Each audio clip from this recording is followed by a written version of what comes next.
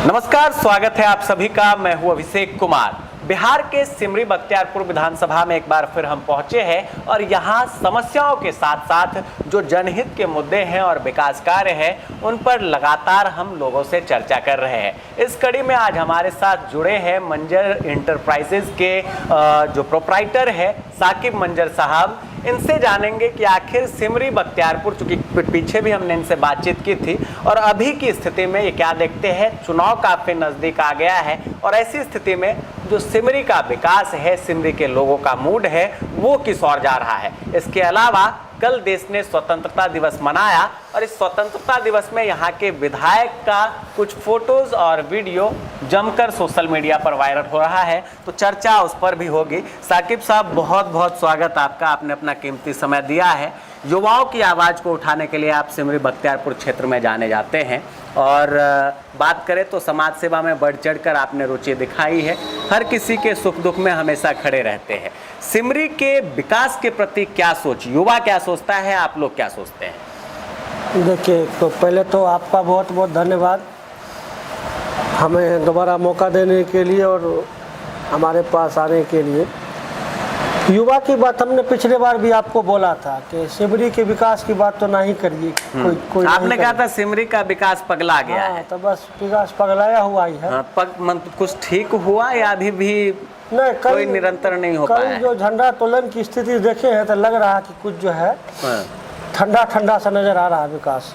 झंडा तोलन में जो कल देखे 15 अगस्त का जो माहौल हमको देखने के लिए मिला, तो हमको लगा कि नहीं, कहीं ना कहीं थोड़ा सा विकास जो है वो सुस्त हुआ है, होता जा रहा। चूँकि आचार संहिता भी नज़दीक है और अभी देखते हैं क्या है ना। बाकी जहाँ तक बात रही यहाँ के युवा की, तो हम पहले ही बोले, युवा बहुत एकदम चुस्त दुरुस्त चालाक है सब। कई जगह माननीय विधायक यूसुफ सलाउद्दीन ने ध्वजारोहण किया, लेकिन सबसे बड़ी बात यह है कि खुद फ्रंट पर आकर उन्होंने मैक्सिमम जगहों पर खुद फ्रंट पर नहीं रहे, कोई ना कोई उनके साथ खड़े थे और उन्होंने ध्वजारोहण किया। साथ में भले ही खड़े नजर आ रहे हैं, तो आपको क्या लगता है, क्या ये विधायक की जो गरिमा है उसको ठेस है या फिर उन्हें नज़रअंदाज किया गया, यूसुफ जी को नज़रअंदाज किया यहाँ के लोगों ने? नहीं, देखिए, नज़रअंदाज तो नहीं भाई साहब, भगवान को मानते हैं ना, ऊपर वाले को मानते हैं, कर्मा है। बिल्कुल, आप जो करते हैं उसको आप भुगतने के लिए भी तैयार रहिए। कल की जो हालत देखे हम, तो हमें नहीं लग रहा था कि ये कोई विधायक है। जिस तरह से इनको बैक फुट पे रखा गया, जबकि ये प्रोटोकॉल के अनुरूप नहीं है।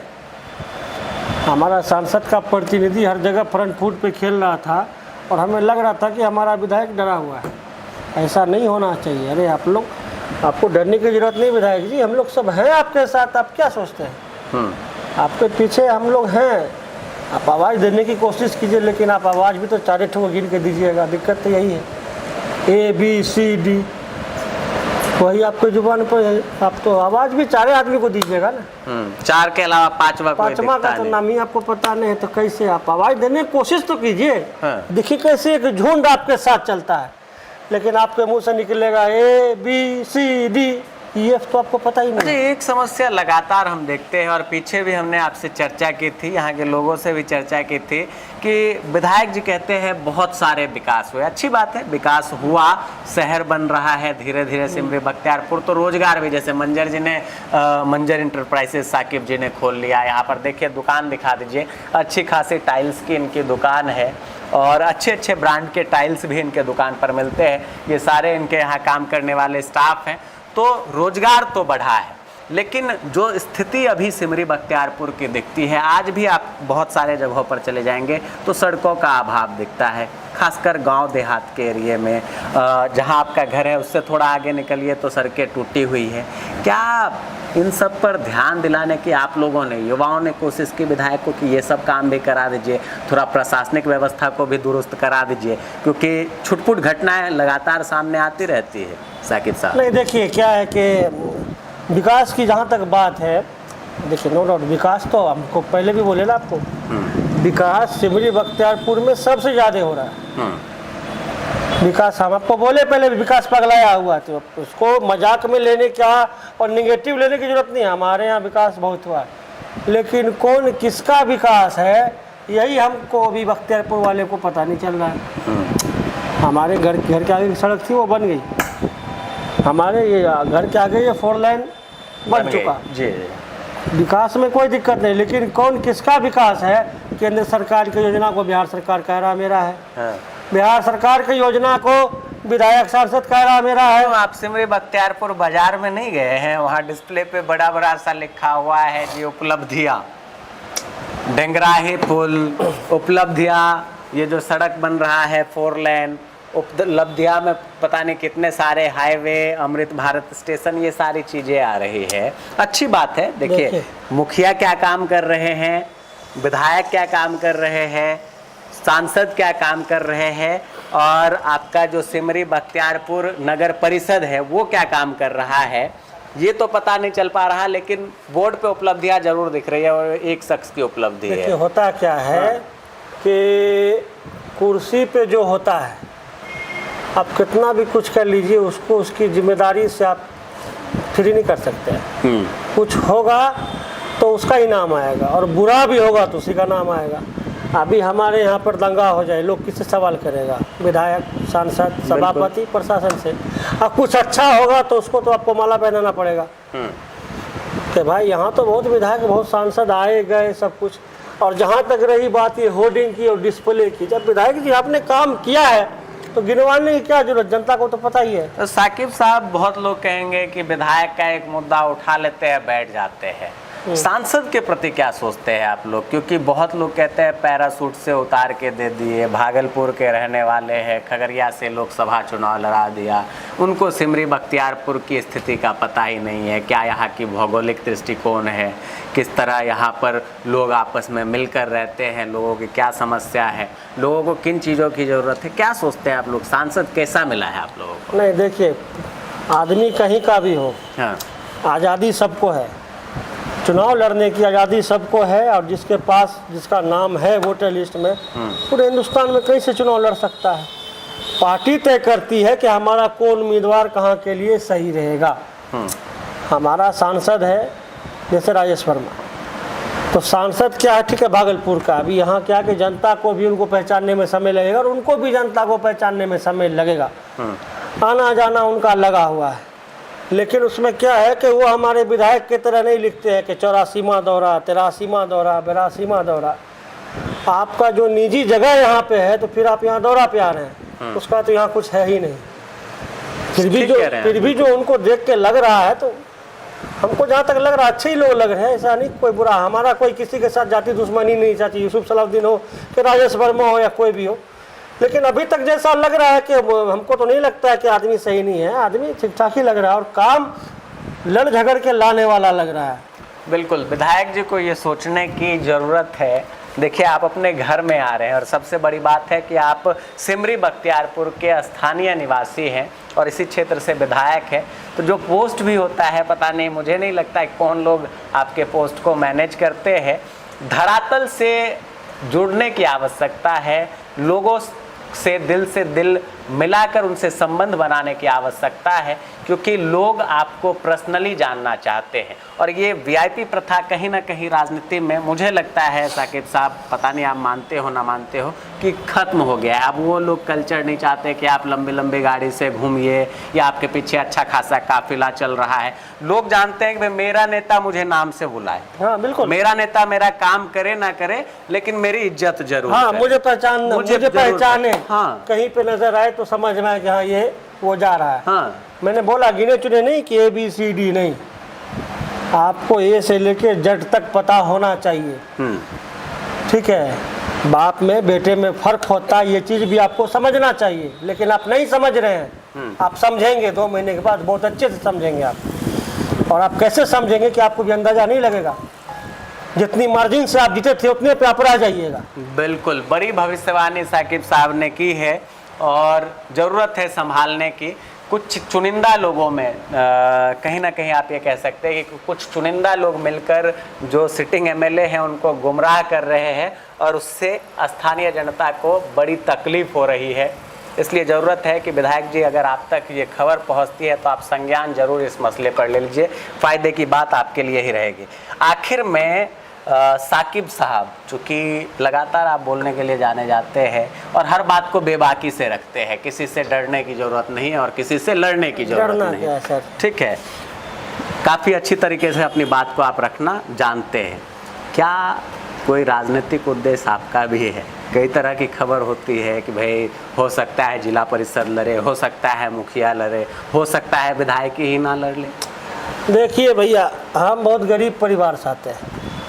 हमें हमारे बच्चों को, हमारे माँ बाप को 3 टाइम खिलाने के लिए सुबह 7 से रात के 8 बजे तक मेहनत करना पड़ता है। हमारे बाप दादा को बपोती 52 बिघी का आम का बागान और वो मछली का पोखर, और ये नहीं है कि हम सिर्फ भाड़ा से, और हमारे दादी नानी के नाम पर मार्केट नहीं चलता है कि भाड़ा का पैसा काफ़ी होगा। हमें बहुत मेहनत करना पड़ता है, बहुत जद्दोजहद करना पड़ता है अपने घर परिवार वालों के पालन पोषण के लिए। माँ पिताजी हैं, भाई हैं, बीबी हैं, बच्चे हैं, सबके लिए मेहनत करना पड़ता है। काम करते हैं, काम करते हैं, बिल्कुल। हम सुबह से शाम तक काम करते हैं। इसलिए तकलीफ होती है कि चुनाव का समय आने के बाद लोग जो हम जैसे हजारों सैकड़ों कार्यकर्ताओं को इस्तेमाल करके चुनाव के बाद भूल जाया जाता है कि ये कौन है क्या है नहीं। सिर्फ समय पर जो हमें वो लिखो फिको कलम की तरह इस्तेमाल करके फेंका जाता है।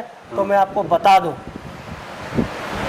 समय कभी एक नहीं होता, और कर्मा जो होता है ना, कर्मा, वो आपको मरने से पहले जो आप करते हैं वो आपको देख कर यही भुगत के जाना होता है। बिल्कुल। इंसान अपने हालत का जिम्मेदार खुद होता है, दूसरा कोई नहीं होता। आप जो कर रहे हैं मरने से पहले वो देख करके ही आपको मरना है, उसमें कोई दुराई नहीं। दूसरी बात ये है कि हम अपनी बात को बेबाक से क्यों न रखें। हमें ऊपर वाले ने यहाँ भेजा है तो किसी मकसद से भेजा है, वरना हम जैसे लोगों को क्या काम था? कोई काम नहीं था, कुछ ना कुछ। और ज़िंदगी और मौत देने वाला वो है, रोड पे किसी से डर के जीने का नहीं है। वाजिब बात बोलेंगे तो मुंह पर बोलेंगे। हम कोई कमीशन और हम कोई तो पैसा डर नहीं लगता है आपको? काहे का डर? काहे का डर? विधायक हैं, उनके लिए बोलिए। नहीं, विधायक है तो क्या है, सांसद है तो क्या है, कुछ डरने क्या सवाल है। हम आपसे नमक रोटी मांगने जा रहे हैं, हम आपसे क्या मांगने जा रहे हैं? नहीं, हम आपसे अपनी पहचान मांगने जा रहे हैं, हम आपसे अपना हक मांगने जा रहे हैं। आज क्यों जरूरत पड़ रही है आपको बनमाई टहरी के लौंडा को रखने की? आज आपको क्यों जरूरत पड़ रही है दूसरे क्षेत्र, दूसरे जिला के लड़का को, और दूसरे प्रखंड और अपने विधानसभा से बाहर का लड़का आपके साथ रहता है? क्या आपको सरबेला का, क्या आपको तरासौड़िया का लड़का वोट देगा? वोट तो आपको सिमरे का लड़का ही देगा। 4 लाइन लिख दिया तो हीरो हो गए, चट्टों को लेकर घूम गए मोटरसाइकिल पर तो ये हो गए। हर वार्ड में, हर पंचायत में इससे ज़्यादा भीड़ जमा करने की क्षमता वहाँ का एक वार्ड मेंबर रखता है, जो कि 200-400 वोट का मालिक है। आज ये 300, आज ये हर पंचायत वाइज जाके चले जाइए, ये एक पंचायत में कितना वार्ड मेंबर है, कौन पंचायत में कौन मुखिया, वो पता नहीं होगा इन लोग। तो बाहरी है तो उनको क्या पता चलेगा? बात विकास की है, मुद्दा की बात कीजिए, मुद्दा से भटकाइए नहीं किसी को। और नेतागिरी करने के लिए बहुत लोग सिमरी बख्तियारपुर माया और करके गया। साकिब साहब, एक मुद्दे से आप हट गए। हमने पूछा था कि चलिए आवाज़ उठाते हैं, बेबाकी से बोलते हैं, सारी चीज़ ठीक है। लोग जानना चाहते हैं कि साकिब साहब क्या चाहते हैं? चुनाव लड़ना मकसद है, नेता बनना मकसद है, या कुछ और मंशा है साकिब साहब की?